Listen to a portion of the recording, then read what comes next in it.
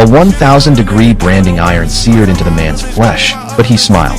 Finally, he could go on missions with his idol, the Iron Knight. However, the Iron Knight's first order was for him to clean his codpiece. Matt reluctantly scrubbed it down, but before their plane even reached the mission site, the Knight demanded they jump out. His reason? He was bored and wanted to go hunting. Without warning, the Iron Knight grabbed Matt and leaped from hundreds of feet in the air. After landing, the Knight walked off without looking back, leaving Matt to lug all the gear for their hunting trip. They came across a cave where Matt found a white lab coat and a can of dog food. Their mission target traveled with a dog. They'd probably been here. The cave was pitch black inside, and the Iron Knight immediately ordered Matt to scout ahead with his body. Matt had no armor. Using himself as bait seemed like suicide, but the Knight simply said, "That's an order. You're my squire." With no choice, Matt moved forward, testing for danger with his own flesh. Fortunately, nothing was ahead, but when he turned around, a mutant bear suddenly appeared and attacked the Iron Knight. They fought viciously, but with his weapons damaged, the Knight was losing. He ran out of the cave screaming for help, then collapsed outside and played dead,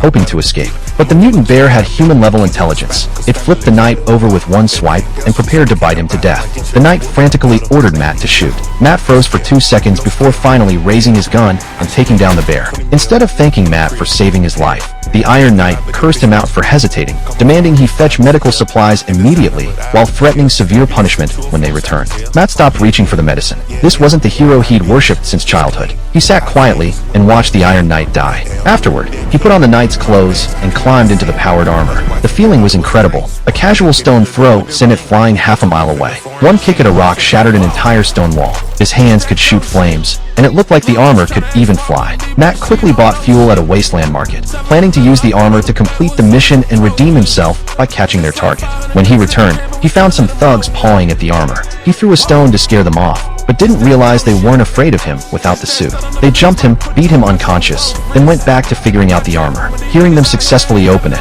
Matt couldn't take it anymore. He grabbed 2 weapons and charged like a lone hero, taking down 2 of them. But the biggest one pinned him against the armor, grabbed his weapons, and beat him brutally. At the critical moment, Matt reached into the armor's side panel, grabbed the thug leader's head, and crushed his skull with one squeeze. The horrifying sight sent the others running. Matt finally understood the armor's terrifying power. Just after reclaiming the armor, a Brotherhood squire rushed over, introducing himself as the new subordinate ready for any orders. Clearly, he didn't know Matt was in the armor. To keep his secret safe, Matt considered crushing his skull too. But seeing him kneel and bow, Matt changed his mind. Mimicking the old Iron Knight, he tossed his codpiece at the squire to clean. Watching him carefully polish it gave Matt a dark satisfaction. He accepted his new slave and set off on the mission.